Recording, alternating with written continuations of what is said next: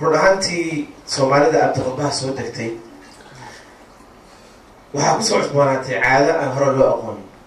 oo ah in ninka ay gabadhu bac madow oo bacda qashinka lagu rito ay dharkiisa iyo alaabtiisa ku rito ay tiraahdo walaalow qashinkaasi qaad markuu sii baxana daaqad inta ka wacda tiraahdo qashin maahane dharkaadi waa hatuur ay iska siisaa haddii diin ay ku salaysnaan lahayd waxaad moodaa qoysas badan oo maanta kala tegay baa wada joogi lahaa laanna horta markii ugu horeysa waxaan raalli garaynaa waa shaydaan markii arooskii uu ku baxo 10,000 ama 20,000 oo keli oo laga heeso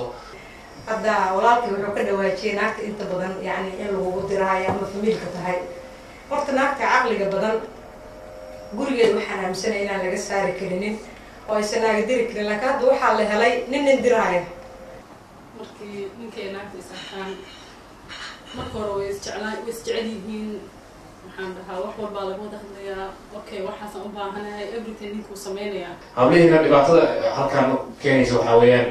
ayaga oo qaarkood maahan kulligood qaarkood ay damcaan inay ku daydaan dhaqanka reer galbeedka ah oo ninkeedii xaq uu ka lahaa aan siinin oo dhahaysa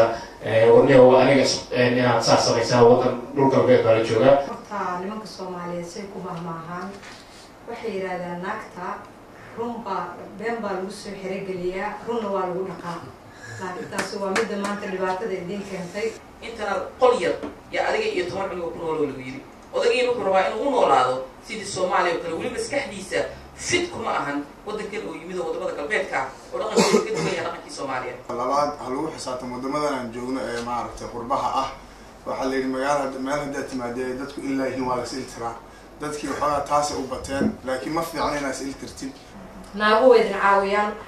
iskuulka waxbarashadina way idin caawiyaan waa la idin turjumaa 100% saan aaminsanahay dhaqaatiirta naagina idin raaca marka viva naagaha Soomaaliyeed gaaha horta ilaahay quraankiisa uu ku cadeynaa furiiku inuu shay aad u muhiim ah weeye laana rabbi wuxuu ka caroodo furiiku shaydaankuna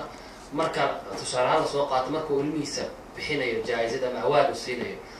waxa ugu fiican kan ugu fiican waa kan yiraahdo laba qoys ayaa soo kala furay markaas wuxuu yiraahdaa igu banaan intii horta waxa weeyaan dhaqan uma lihin inaan anagu runaantii ajaanib guursano gabdhaha Soomaaliyeed oo ajaanibka guursadana midaan oran lahaa waxay tahay horta anigu waxaan aaminsanahay fikrad ahaan ninka ajaaniba intii aan guursan lahaa kuwa doqon waaye ku jira ee surwaalka ka dhacay wiilka walaalkayga sheegay inaan habaysto oo jafjafaan taaganahay ragna saadoo yihiin marka